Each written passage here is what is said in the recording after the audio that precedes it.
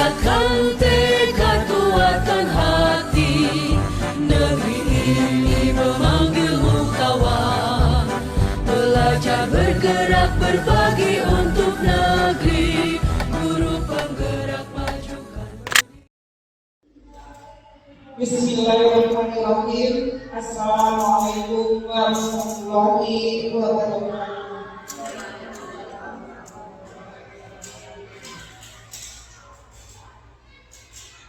Yang terhormat Bapak Winono sekaligus sebagai perwakilan dari Ibu Kepala Sekolah yang saya hormati, Bapak Ibu yang saya sayangi.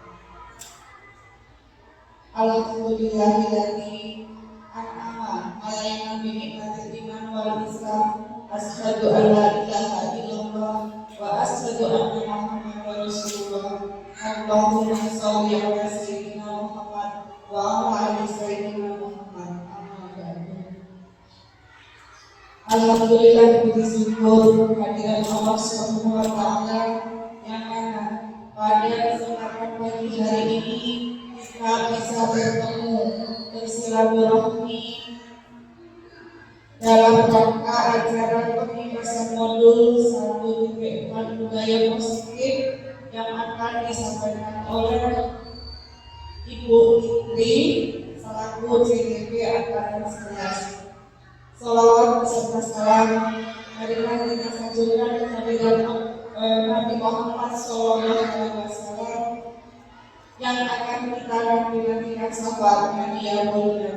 Amin ya rabbal alamin. Baiklah, di sini saya selaku pembawa acara akan membacakan susunan acara sebagai berikut. Yang pertama, pembukaan. Yang kedua, sambutan sekaligus pembukaan acara. Yang ketiga, penyampaian materi sekaligus juga dilanjutkan dengan sesi tanya jawab. Yang keempat, doa, dan yang terakhir penutup. Baiklah, untuk membuka acara pada pagi hari ini, marilah kita sama-sama membaca bacaan basmalah. Bismillahirrahmanirrahim.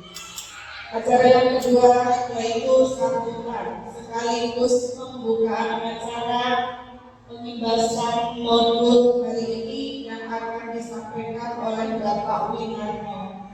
Kepada beliau kami persilakan.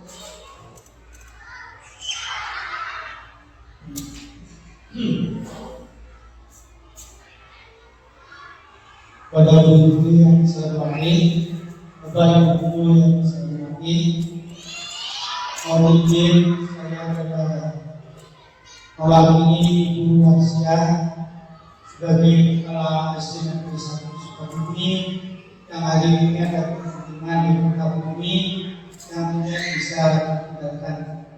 Jadi turun kepada wakil kepala sekolah, saya langsung mewakili. Bapak Ibu yang saya hormati,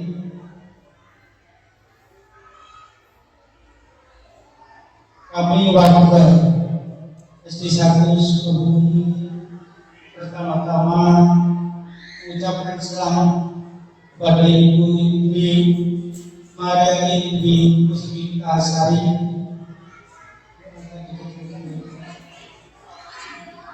terlalu besar karena SD 1 Sukabumi ini ada seorang guru putri yang namanya Ibu Maria Indri yang sudah masuk kalau baru bergerak angkatan yang ke-11. Bapak Ibu ketahui tidak semua sekolah ini ada yang masuk dalam guru penggerak. Yang terus saya menghitung di Boyolali ada berapa sekolah ini? Ada berapa? Ada 17 guru sekolahnya, ada 17 yang sudah jadi guru penggerak. Nah, tingkat SD baru 1, contoh di SD Negeri 1 Sukabumi. Ini luar biasa. masih muda, energi, ya, sudah menguasai IT, akhirnya dia bisa jadi negara. Bapak Ibu yang saya ketahui, yang saya dengar, menjadi guru negara tidaklah mudah, ya. Prosesnya panjang, mulai awal pendaftaran, dan tidak semua guru mau daftar. Karena apa? Ya itu tadi, siang, malam, pagi, sore, di depan rektor. Saya tahu, Bu Indri ini ya, karena saya juga sore datang ke sini. Pulangnya itu jam 4 sore, jam 3 sore, karena berhadapan dengan mereka mempersiapkan diri untuk fase-fase guru negara itu seperti apa. Karena sudah ada modulnya, sudah ada materi yang harus diterima. Contoh, hari ini adalah pembahasan materi modul 1.4 modalnya positif. Jadi Bapak Ibu nanti dikasih materi oleh Bu Indri tentang pembahasan materi modul 1.4 modalnya positif. Ya harus siapa yang mau bertanya. Nih, pasti kok sudah siap untuk pertanyaan. Nah, sudah siap. Silakan yang belum tahu itu bertanya. Apa ini? Makna dari modul 1.4 budaya positif. Ibu-ibu, silakan bertanya tentang kurikulum pertama.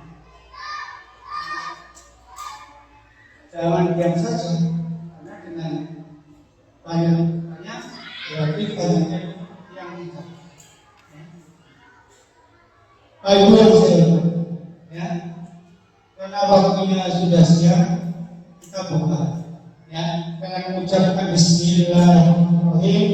Kegiatan pembahasan materi modul 1.4 budaya positif atas nama Guru Calon Penggerak Angkatan 11 Ibu Maria Indri Muslimasari kami nyatakan dibuka.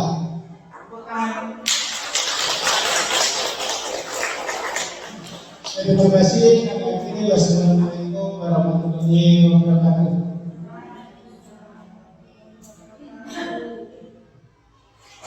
Diucapkan terima kasih kepada Bapak Winarto mewakili Ibu Kepala Sekolah.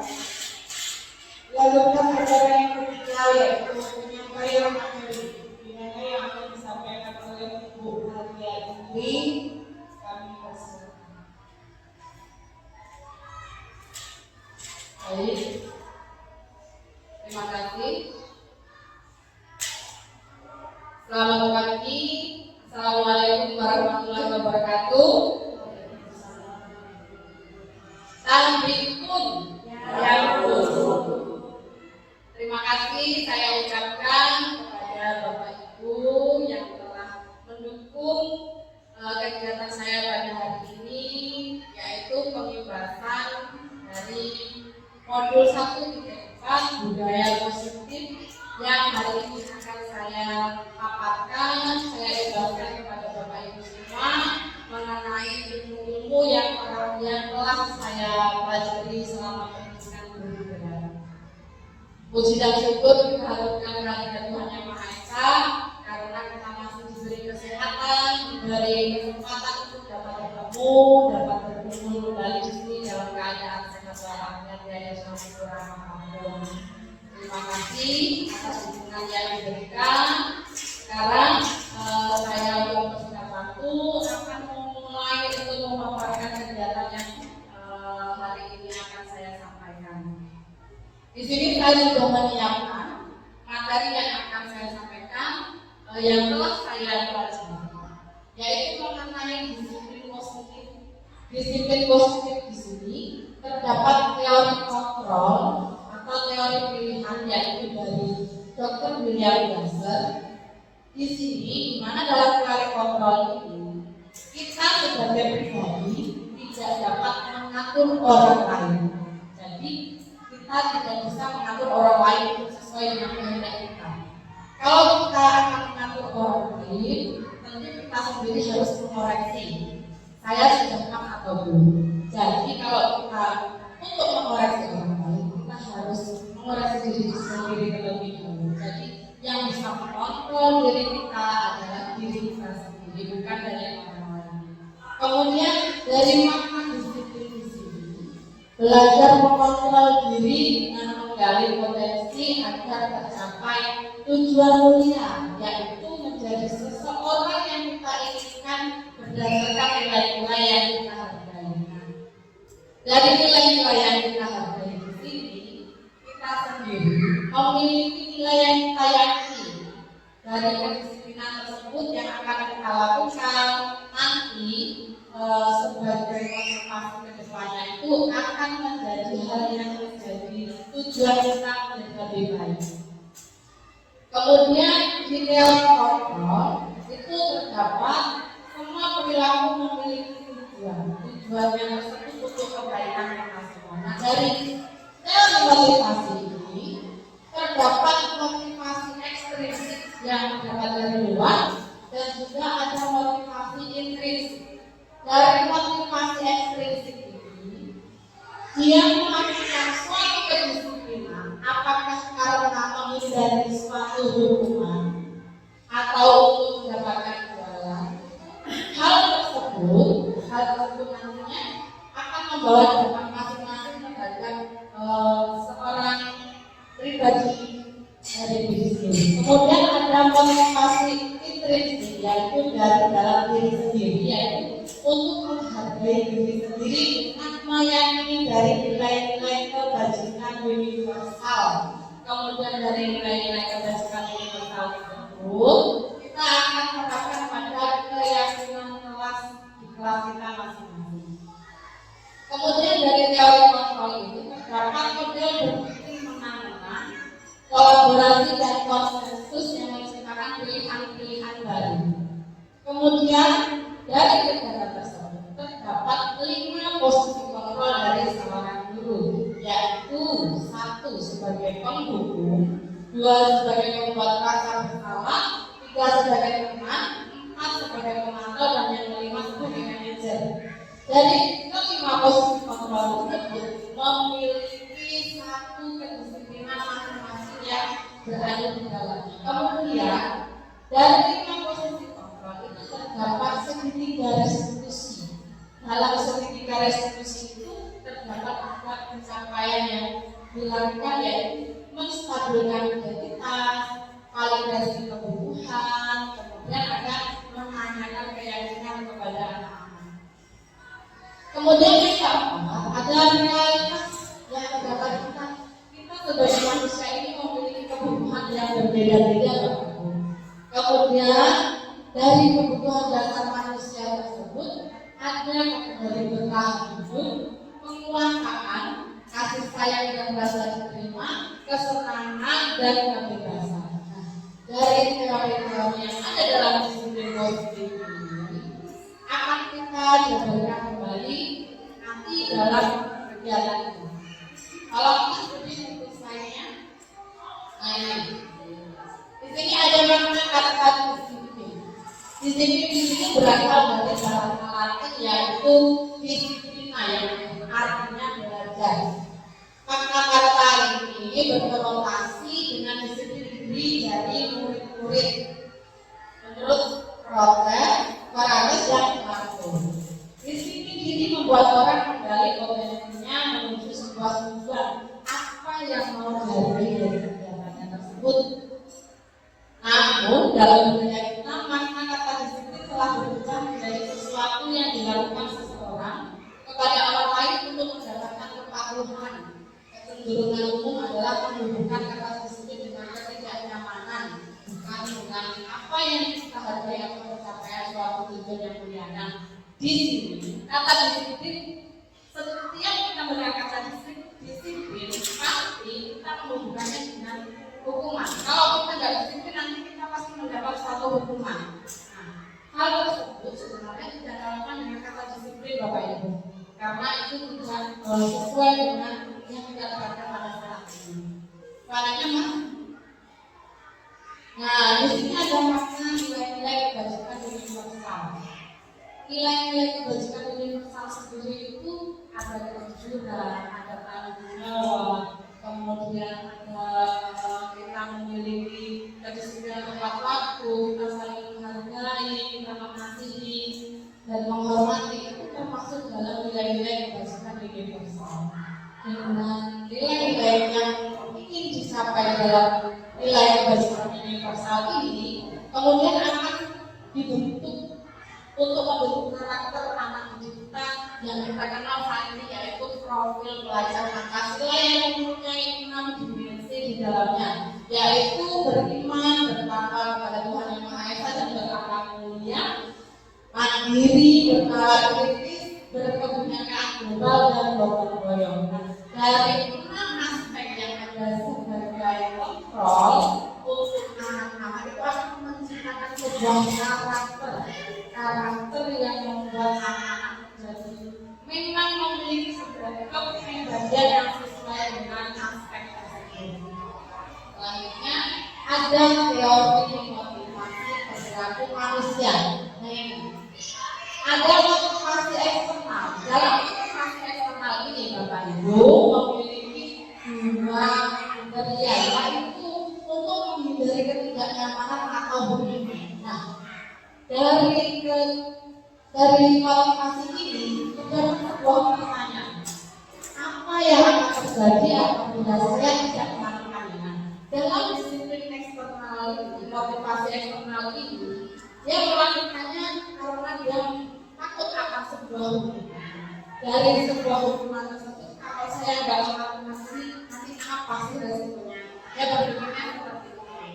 Kemudian dari motivasi eksternal yang kedua itu untuk mendapatkan imbalan dari orang lain atau sebuah institusi. Nah, pertanyaannya apa yang akan saya dapatkan apabila saya melakukannya?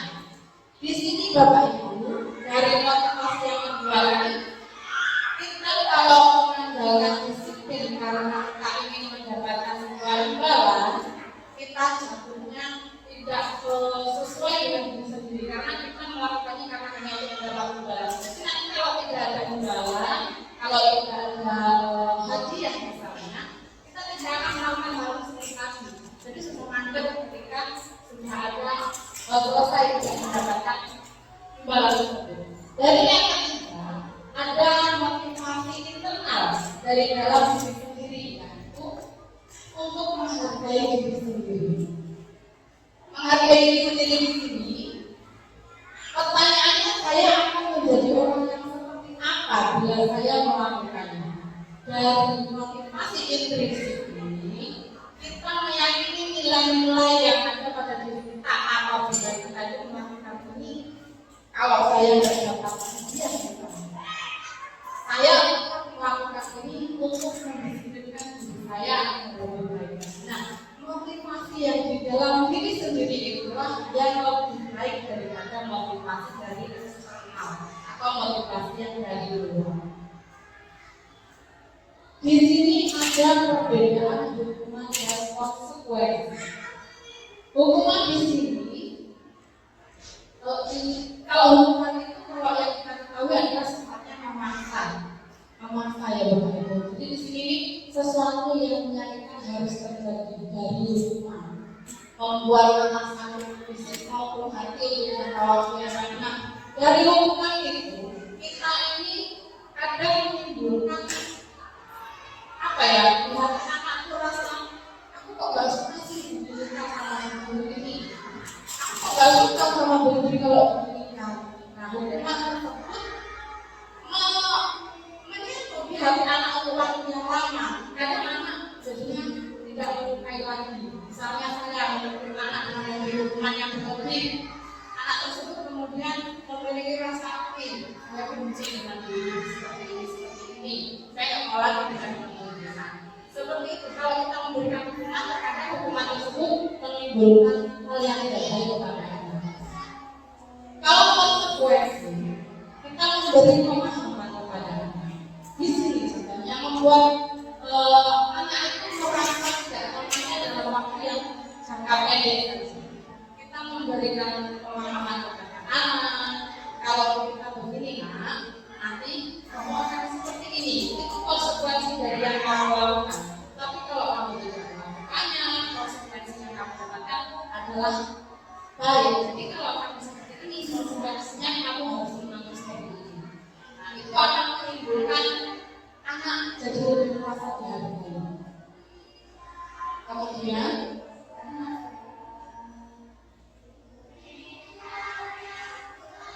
dari sini terdapat dari Hajar Dewantara ini ada kata merdeka, Bapak Ibu. Menurut Hajar Dewantara, merdeka itu artinya tidak hanya terbatas dari perintah, akan tetapi juga cakap untuk memerintah diri sendiri.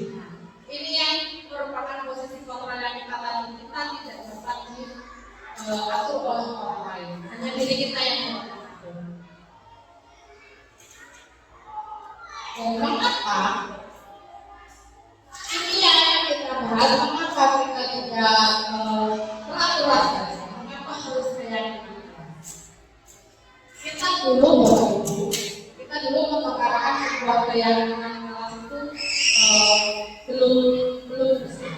Dulu itu kita sebutnya tata tertib. Nah, tata tertib ini di sini kan wajib anak harus patuh, anak itu harus mengikuti tata tertib itu. Kalau tidak nanti anak akan mendapatkan hukuman yang seperti ini. Nah, sekarang konteksnya sudah berbeda. Sekarang dari tata tertib tersebut, tata tertib itu sudah kita ubah. Kita jadikan sebuah keyakinan kelas dan keyakinan sekolah. Dengan membuat keyakinan sekolah, kita melibatkan anak, kita melibatkan rekan-rekan guru, Bapak Ibu semuanya untuk menyepakati. Sekarang menyepakati, misalnya Bapak Ibu bukan menuliskan satu ini harus, bukan. Kita menyepakati untuk mendapatkan satu kesepakatan antara guru dan murid. Nah, dari kesepakatan tersebut nantinya pun akan dipatuhi bersama dengan kok kamu nggak seperti ini nak, konsekuensinya nanti seperti ini dari keyakinan kelas kita. Nah, nanti kan anak merasa dilibatkan karena sekarang ini pendidikan yang kurikulum pendidikan ini semuanya berpusat kepada peserta didik dan sebagai guru yang menuntut sesuai dengan kodratnya. Kemudian ini untuk mendukung motivasi ini kembali kepada nilai-nilai atau keyakinan yang lebih menggerakkan seseorang dan dibandingkan mengikuti serangkaian peraturan.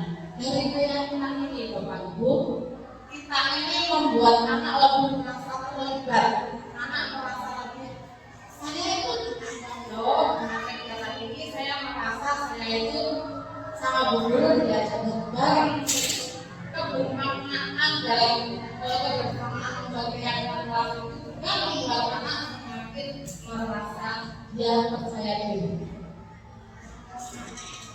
Dari budaya positif ini dapat kita lakukan dengan lingkungan yang positif. Lingkungannya positif kita sendiri dari lingkungan sekolah kita ya Bapak Ibu. Kita menciptakan lingkungan yang aman, nyaman, menyenangkan, yang tentunya masih dalam satu keterikatan yang memiliki atas dalam ukuran mengelola pendidikan. Kemudian dari lingkungan yang positif itu kita membentuk keyakinan kelas tadi. Dari keyakinan kelas tadi kita misalnya dari keyakinan kelas itu anak ditawarkan. Bukan kita memberi satu masukan, anak kita seperti ini, nanti ini yang kita lakukan. Tidak lagi seperti itu, tapi ditawarkan. Saya lupa ini tadi.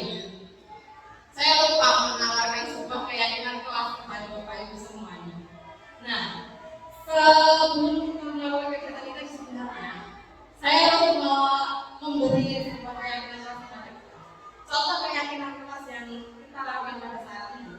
Satu, keyakinan kelas tersebut kita memperhatikan kegiatan ini dengan baik. Kita tertarik saya ingin mendengarkan kegiatan ini dengan baik. Nanti kalau hal itu kita kurang sepakat, atau Bapak Ibu nanti bisa menyampaikan apa yang akan kita sepakati kembali. Seharusnya tadi saya seperti itu, tapi saya lupa, mohon maaf Bapak Ibu.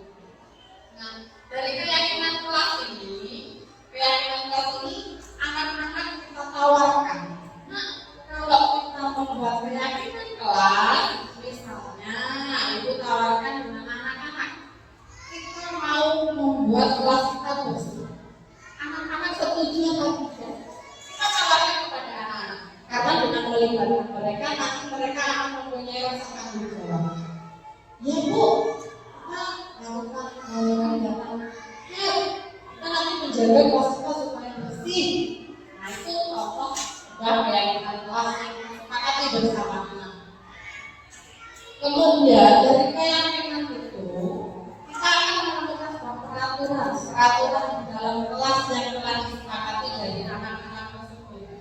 Keyakinan kelas itu nanti mereka pasti akan mengakui karena mereka yang memiliki dalamnya untuk belajar membuat keyakinan tersebut. Di sini ada tabel T dan D mengenai kegiatan dalam mengenai keyakinan kelas. Adalah kamu dan di sini kami yang bahwa sangat penting untuk menghormati semua orang. Baik itu menghormati orang lain ataupun barang milik dari orang lain, karena kita tidak bisa seenaknya untuk merebut. Itu kalau dari anak-anak kan sering kadang aku nggak boleh sih, dia kurang mengerti apa yang harusnya mengerjakan. Dari itu kami meyakini bahwa sangat penting untuk mengerjakan segala pekerjaan atau mengikuti kegiatan yang telah ditugaskan. Dari keyakinan kelas yang sudah berbuat tadi, mereka pasti akan memahami dan bertanggung jawab. Kemudian mereka ada rasa diterima dan memiliki janji dari keyakinan itu bahwa penting untuk merasa diterima pada suatu kelompok yang saling peduli dengan satu sama lain. Inilah ada contohnya dari tabel C dan D.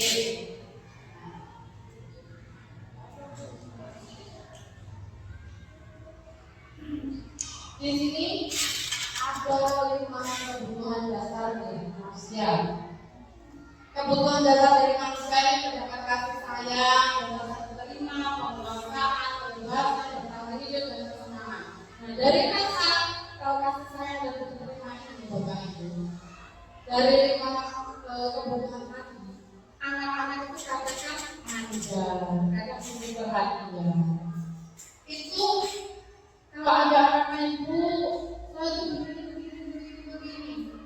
Kadang anak tersebut merasa dia kebutuhan dasar atas kasih sayang itu kurang, entah itu di rumah ataupun di sekolah bersama dengan teman-teman. Kemudian bertahan hidup setiap manusia pasti membutuhkan kebutuhan yaitu bertahan hidup yang berkaitan dengan kita kebutuhan dasar makan, minum dan lain-lain sebagainya itu. Kemudian ada kesenangan di sini Bapak Ibu, anak-anak pasti memiliki kebutuhan tersebut. Tidak hanya anak-anak, pasti kita sendiri juga memiliki kebutuhan tersebut, yaitu kesenangan. Nah, kalau anak-anak di sini kita dalam hal kesenangan ini mengajak mereka untuk memberi pilihan. Nah, kita hari ini akan begini loh, rasanya bagaimana kalau kita melakukan ini. Kemudian ada kebebasan. Dalam kebutuhan kebebasan kepada anak ini, Bapak Ibu, kadang-kadang kita ini pembelajaran itu kelas. Kalau di kelas kan karena anak merasa bosan. Nah, kita butuh suasana baru yang mengajak anak untuk menawarkan kepada mereka. Bagaimana kalau kita bermain ini, nak? Dari permainan yang diberikan kepada mereka, kebebasan yang kita berikan kepada mereka dalam artian tetap dalam kontrol kita sebagai guru akan menunjukkan rasa keinginan dari mereka yang mendengar. Kemudian dari itu ada penguasaan. Karena penguasaan itu yang dibikin pada anak-anak. Aku hidup ini punya aku. Dia kadang berkuasa atas hal itu yang kadang berbeda ini anaknya mau melakukan apa kepadanya untuk dia mengerti kalau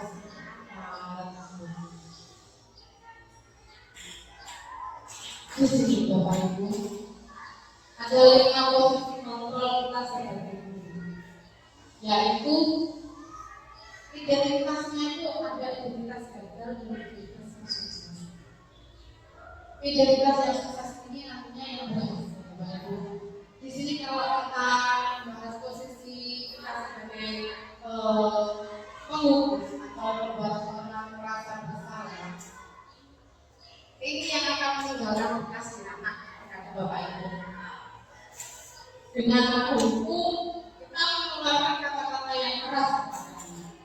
Dengan menghukum itu kita dengan sikap yang hati, menunjuk, menyindir, menyakiti, karena hal tersebut akan membuat anak itu merasa saya didiskriminasi, padahal saya sudah menjelaskan kenapa saya berbuat seperti ini. Tapi masih saja ada kita sebagai guru lebih kepada posisi penghukum yang dilakukan. Selain itu, ada perkataan yang kalau kamu tidak melakukannya, awas yang merasakan. Kita mengancam. Nah, dengan mengancam itu kita membuat anak memang merasa takut. Tapi dari rasa takut tersebut kita menimbulkan satu luka di perasaannya. Kemudian ada kaitan dengan ini murid itu kenapa ya kan nanti juga marah-marah lagi. Jadi ada potensi juga mengulang kembali kesalahan. Misalnya anak ini tidak membuang sampah pada tempatnya. Saya menegur, seperti ini. Nah, setelah saya menegur tersebut, sudah marahnya selesai. Tapi dia sudah mendapatkan hal positif dari perilakunya yang saya tegur tersebut. Dari yang saya tegur marah-marah, dia bisa berpotensi marah. Paling dulu juga marah-marah lagi seperti itu. Saya nanti buang juga sudah beres. Tapi dari hal tersebut, anak-anak tidak mendapatkan nilai-nilai kebajikan yang ada pada dirinya untuk lebih baik lagi. Dia dapat mengulangi kesalahan tersebut karena hukuman-hukuman sudah biasa diulang dan seperti itu.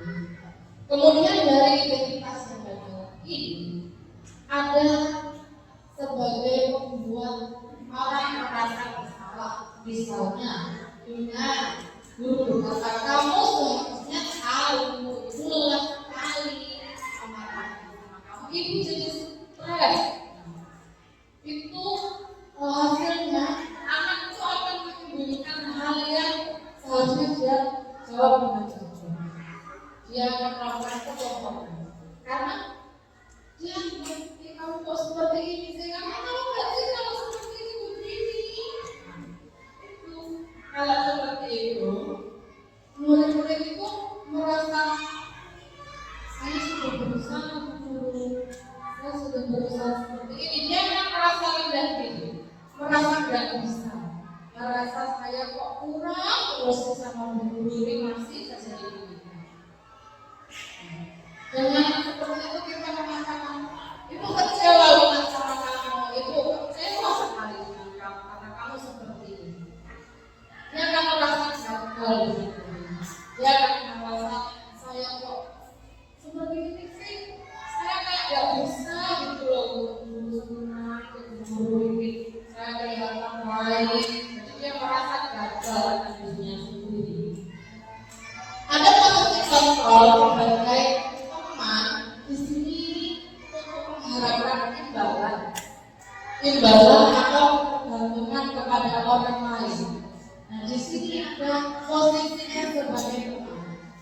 Dari posisi kita sebagai teman ini Bapak Ibu, terkadang anakku ini, saya itu dia angkat sekali di sini.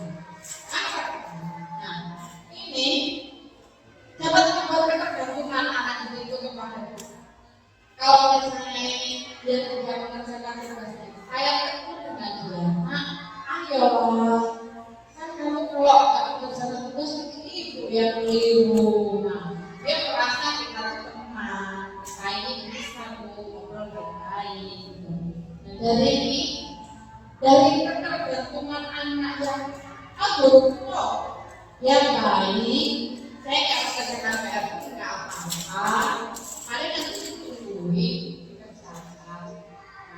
Cuma dari hal tersebut, anak jadi tidak mandiri, anak kurang mandiri bergantung, dia akan melakukan kesalahan.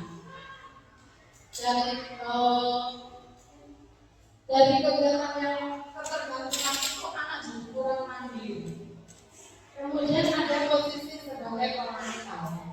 Pemantau di sini itu menggunakan dengan ukuran. Kalau ada yang salah tidak menggunakan pakaian lengkap pada hari ini, misal kesalahan yang karena tidak memakai seragam lengkap, itu ditahan. Apa peraturannya nak? Kan kamu tahu kalau kita hari Senin itu kita memakai topi, kita memakai pakaian yang lengkap, ada dasi, karena kita akan melakukan upacara dan pakai sepatu warna hitam. Nah, kenapa kamu tidak memakai topi? Padahal kamu tahu kewajiban kita. Nah, itu kalau hari Senin kita memakai topi untuk upacara bendera yang kita lakukan.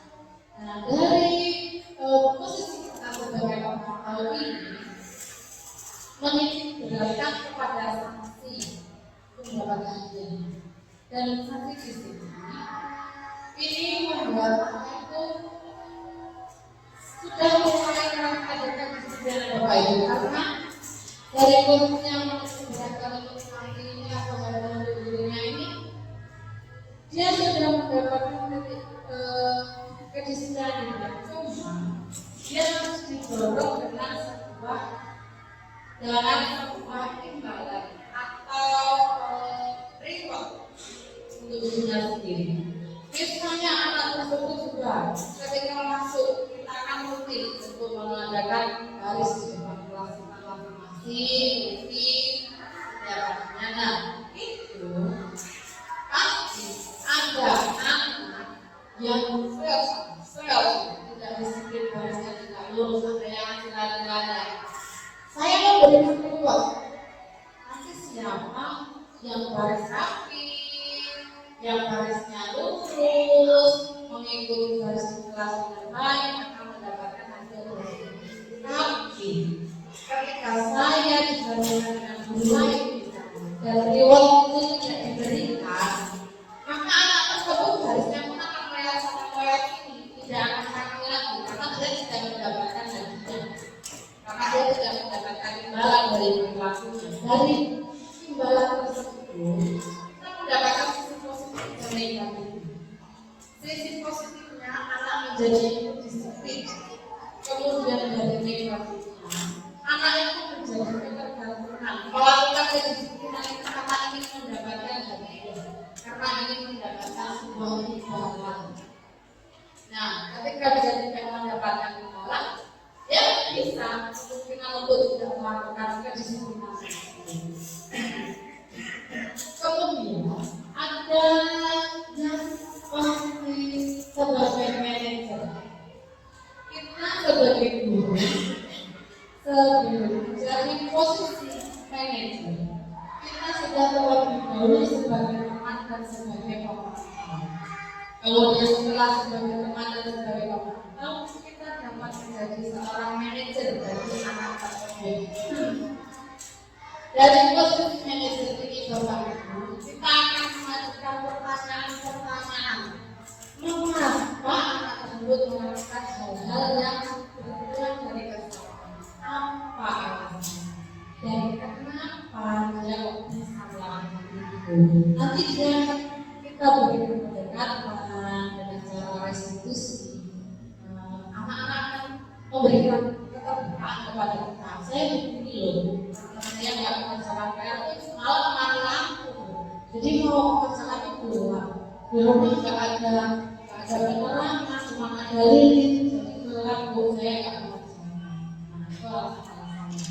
Kemudian dari hal-hal yang kita tanyakan tersebut, kita menanyakan keyakinan kelasnya atau keyakinan sekolah yang telah kita sepakati bersama mengenai hal tersebut itu dari kebajikan yang sudah kita sepakati.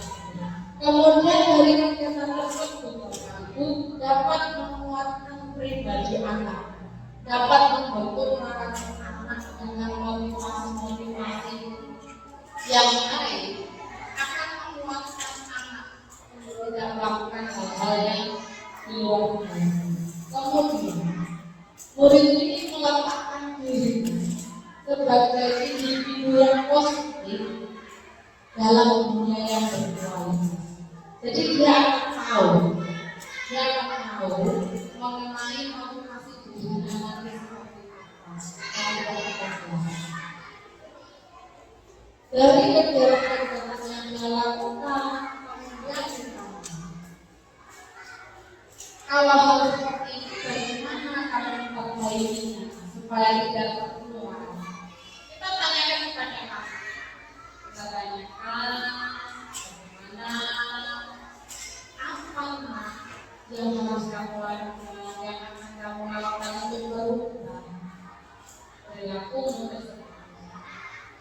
Di sini ada evaluasi dan bagaimana cara memperbaiki. Kita mengevaluasi bersama anak tersebut untuk memberikan dia, saya seperti itu nanti dia akan berpikir nanti saya itu akan memperbaiki kalau saya mengerjakan PR waktu pulang sekolah langsung saya kerjakan dan saya ini akan waktu-waktu jadi PR saya sudah selesai. Dari posisi kontrol ini, Bapak Ibu, posisi manajer yang harus kita lakukan kepada anak-anak kita untuk melakukan PR kepada anak sendiri lebih baik.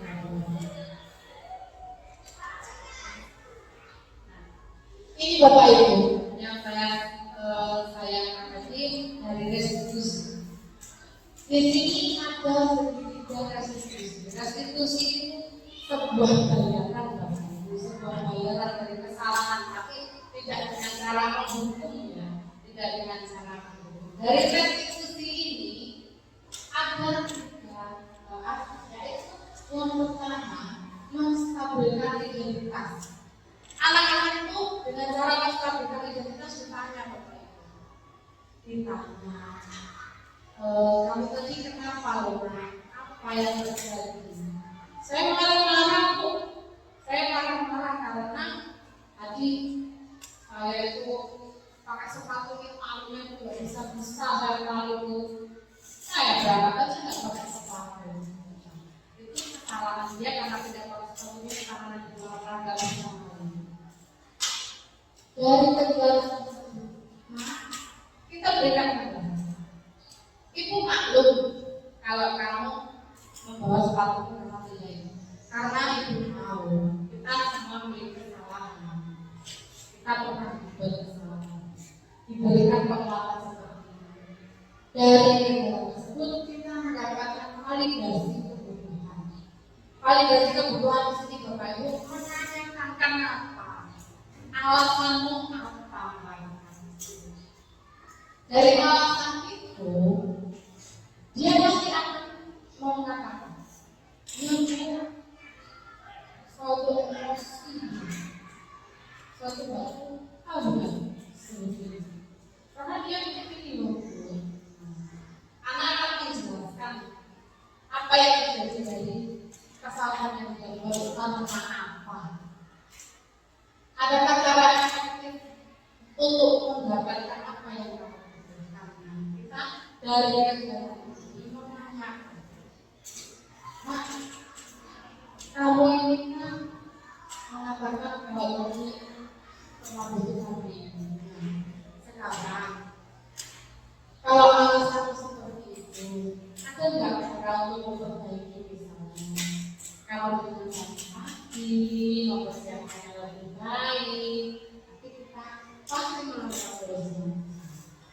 Dari hal tersebut, kita menanyakan keyakinan kepada anak. Keyakinan kepada anak itu tentang nilai-nilai yang sudah kita sepakati, baik itu keyakinan yang ada di lingkungan sekolah maupun yang ada di lingkungan keluarga. Di lingkungan keluarga pun kita juga bisa menawarkan seperti restitusi ini, Bapak. Dari sini kita akan menanyakan kepada anak, apa yang akan kamu lakukan untuk memperbaiki kesalahan kamu tersebut. Dari kesalahan tersebut, kamu akan melakukan apa untuk memperbaiki? Pasti anak akan bilang, ya Bu, saya besok akan bangun lebih awal, saya tidak terlambat. Seperti itu. Contoh-contoh restitusi ini dapat kita terapkan Bapak Ibu di lingkungan sekolah. Misalnya ada anak yang terlambat tadi, ada anak yang terlambat, kita tanya, kenapa kamu terlambat, Nak? Ya Bu, saya bangunnya kesiangan. Saya tadi sudah dibangunkan sebenarnya, tapi saya masih tidur. Saya terlambat kesiangan, Bu. Di situ pun kita sebagai guru, oh ya, Bapak kalau terlambat, tapi usahakan lain kali. Kemudian dari hal tersebut, itu kan dia sudah memberi alasan. Saya tadi kesiangan Bu, saya bangunnya kesiangan karena sudah dibangunkan, tapi saya tidur lagi. Nah, kita tanya, apa yang akan kamu lakukan untuk memperbaiki? Dan kamu pasti sudah punya keyakinan yang kuat di keluarga. Kalau begitu, pasti kamu merasa, ya Bu, saya ingin pagi. Saya harus bangun pagi supaya saya tidak terlambat. Tapi itu karena kesalahan saya. Ya, ketika sudah dibangun, nanti kita tanya lagi. Dari hal tersebut, apa yang mau kamu lakukan untuk memperbaiki tersebut? Coba kamu jelaskan. Ya Bu, nanti saya ini akan bangun lebih awal. Saya akan bangun lebih pagi. Saya cepat-cepat mandi, biasanya tidak terlambat. Ya, berarti hal yang sudah dilakukan itu adalah sesuatu yang sudah positif yang muncul dari dirinya sendiri untuk tidak mengulangi kesalahan tersebut. Nah, Bapak dan Ibu, dari kegiatan kita ini kita dapat mengambil sisi positif dari kegiatan 5 posisi di kegiatan restitusi ini. Kita mendapatkan hal positif yaitu kita ini jangan menerapkan sebuah hukuman untuk mendisiplinkan anak, karena hal tersebut akan berdampak kepada psikis anak ya. Dia akan menyimpan satu rasa kesal dalam jangka yang panjang terhadap perilaku yang kita sampaikan kepada mengenai hukuman tersebut. Dari hukuman tersebut, dari apa tadi sebagai pembawa rasa bersalah, itu nanti akan membuat anak itu semakin tidak percaya diri dengan dirinya sendiri. Jadi maksudnya kita harus menjadi sebagai seorang teman, sebagai pemantau yang kemudian kita menjadi posisi sebagai manajer. Dengan manajer itu kita melakukannya dengan sertifikat restitusi ya. Kita lihat di sini stabilitas, validasi dan juga sebagai menanyakan keyakinan yang sudah disepakati. Bapak Ibu, dari materi yang telah saya sampaikan ini, kita ikuti dulu ya Bapak Ibu supaya nggak tegang ya, supaya nggak tegang kita ajarkan dulu. Ayo Bapak Ibu berdiri dulu sebentar. Oh dari tadi posisinya tegang dulu. Ya Pak. Kan dari relax ya Pak Bu. Pak ini.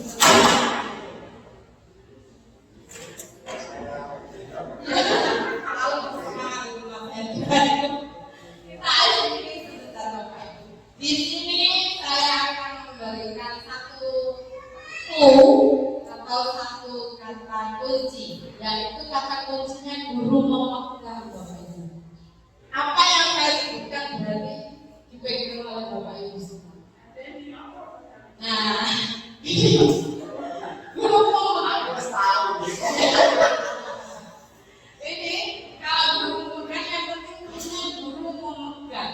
Ya Bapak Ibu misalnya saya kasih kata guru memegang buku pasti dipegang. Nah nanti tinggal juga Bapak Ibu yang menyesuaikan. Siap kita mulai Ibu? Guru memegang. Guru memegang rambut. Kita pegang di kepala kita. Kepala ya supaya kita lebih kepala. Sudah. Sekarang guru memegang pundak. Telinga.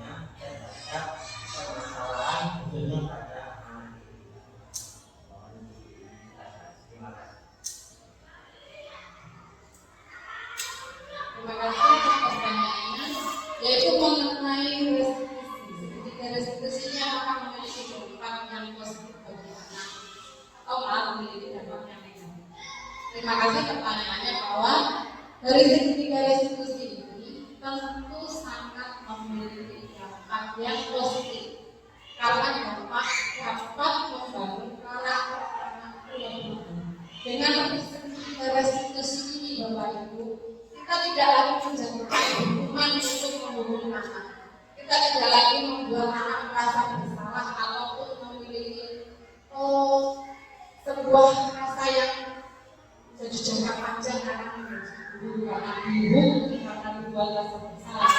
Dari sisi restitusi ini Bapak Ibu, dampak positif yang terjadi kepada anak yang lebih merasa dihargai. Kalau saya begini tidak dimarah sama Bapak Ibu guru, saya jadinya kalau melakukan kesalahan maka berpikir ulang.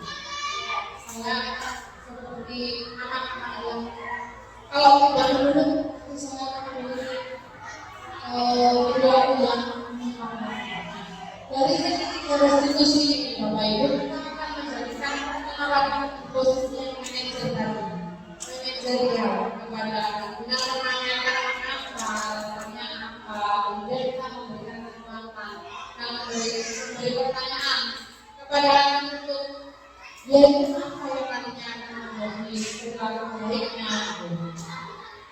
Nah, dari kegiatan seperti restitusi ini memberikan dampak yang sangat baik bagi anak, itu sangat positif.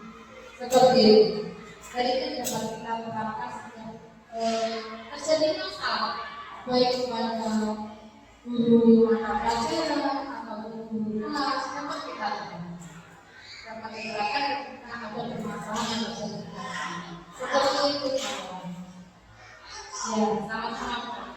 Apakah ada lagi dari Bapak Ibu yang menanggapi atau bertanya kembali?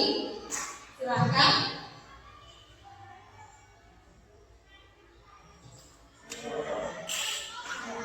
Silakan Bu. Langsung saja dari materi yang sudah Ibu sampaikan, saya izin bertanya Bu. Nah, di kelas itu saya ada satu siswa yang tidak mau mengerjakan ketika diberikan tugas. Nah, apa yang harus saya lakukan agar siswa tersebut mau mengerjakan tugas? Terima kasih. Baik, terima kasih kepada Bulan atas pertanyaannya mengenai salah satu muridnya di kelas yang tidak mengerjakan tugas. Di sini kita menerapkan segitiga restitusi, Bulan. Segitiga restitusi yang kita terapkan tadi yang pertama menstabilkan identitas. Menstabilkan identitas. Dengan menstabilkan identitas kita bertanya kepada anak, apa lemahnya yang membuat repot? Kamu sejak kuliah tidak mengerjakan. Itu tanyakan kepada dia. Nah, sudah dia menjawab, misalnya Bu, nggak ada yang ngajarin saya di rumah. Kalau siang ibu saya masih kerja, pas malamnya sudah istirahat, saya yang ngantuk Bu. Nanti kan Bola bisa tanya lagi, di rumah kamu tinggalnya dengan siapa? Ada mungkin orang lain selain ibu. Jadi kalau nanti gimana dengan ini validasi kebutuhannya, tentu kamu punya alasan kenapa kamu tidak mengerjakan. Iya Bu, karena saya nggak ada yang ngajarin Bu. Nggak ada yang ngajarin mana ibu saya itu harus bekerja. Kalau saya masih bekerja, malamnya saya yang pulang kan pasti gitu. Ya nggak apa-apa nak kalau kamu tidak bekerja. Tapi kamu punya alasan tersebut kan. Tentu alasan tersebut itu yang mendasari kenapa kamu tidak bekerja. Kalau dia sudah menjawab, saya nggak ada yang ngajarin. Nanti pulang kan menanyakan kepada dia, apakah sudah sesuai dengan kesepakatan kelas yang sudah dibuat? Tentu dia akan mengatakan belum sesuai. Apa nak yang kira-kira belum sesuai dengan keyakinan kelas yang dari kita? Ya Bu, saya tidak tepat waktu mengerjakan. Nah, siapa mengetahui dia tidak tepat waktu dalam mengerjakannya itu? Kemudian dari hal tersebut Bulan dapat memberikan keyakinan kepada dia. Nah, lain kali kita akan menemukan cara bagaimana nanti kamu akan mengerjakan PR. Misalnya Bulan dengan menyampaikan keyakinan tersebut, kita memberikan pertanyaan lagi jawabannya. Dari keyakinan tersebut, dari kamu sudah mengerjakan PR, dari keyakinan kalau kamu belum kamu lakukan, apa yang akan melakukan untuk mengerjakannya? Ditanya sama dia, apa yang memperbaiki kesalahan? Jangan gitu. Ya Bu, nanti saya mau belajar sama teman kerja kelompok bareng. Biasanya nanti selesai tepat waktu Bu, jadi saya mengerjakannya dengan baik. Ulang yang berikan semangat. Ya nak, itu sudah bagus. Apa yang kamu lakukan sudah benar. Kamu bisa belajar dengan temanmu, tidak lagi menunggu ibumu untuk membantu mengerjakan tugas karena kamu sudah menemukan cara untuk memperbaikimu, yaitu kamu bekerja kelompok dengan temanmu. Nanti lain kali kalau kamu ada tugas kerjakanlah bersama temanmu. Itu tidak apa-apa. Nanti dengan pendekatan-pendekatan itu dia akan sama-sama keyakinan pada diri dia sendiri. Kalau saya yang harus jawaban seperti ini, saya nanti kalau seperti ini karena hubungan saya nggak mengerjakan saya sendiri ya nanti dia kan seperti itu. Nah, dari segitiga restitusi yang banyak hafalan ini Bulan dapat menyelesaikan masalah dengan baik, tentu saja dengan cara manajer dia. Kalau dari kalian, semoga nanti kalau memberikan kasih sayang sama dapat menyelesaikan dengan baik. Begitu juga dengan saya juga akan mulai belajar untuk memperbaiki kebaikan jadi lebih baik. Nah, dari pertanyaan-pertanyaan Bapak dan Ibu, kita sudah mewakili dari apa materi yang saya berikan Bapak Ibu. Ya. Terima kasih. Dari kegiatan kali ini, dari kegiatan kali ini kita nanti dapat menemukan hal positif yang lebih baik untuk anak kita. Iya. Dari penyampaian saya paparkan Bapak Ibu, jika sudah tidak ada yang ingin bertanya lagi, saya rasa itu materi yang saya sampaikan. Terima kasih atas waktu dan kerjasamanya dalam pembahasan yang saya lakukan ini. Atas dukungan dari Bapak Ibu, atas kerjasamanya saya ucapkan terima kasih. Saya akhiri. Wassalamualaikum warahmatullahi wabarakatuh.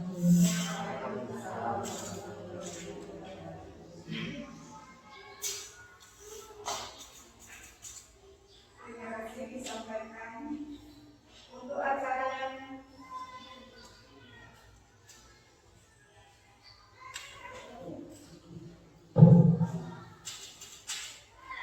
yang selanjutnya yaitu sebelum tutup acara pagi hari ini, saya sebagai MC mengucapkan minta maaf yang sebesar-besarnya kalau ada salah, dan saya ucapkan terima kasih kehadiran Bapak Ibu guru semuanya. Semoga apa yang disampaikan oleh pemateri bisa bermanfaat untuk kita semua, bisa kita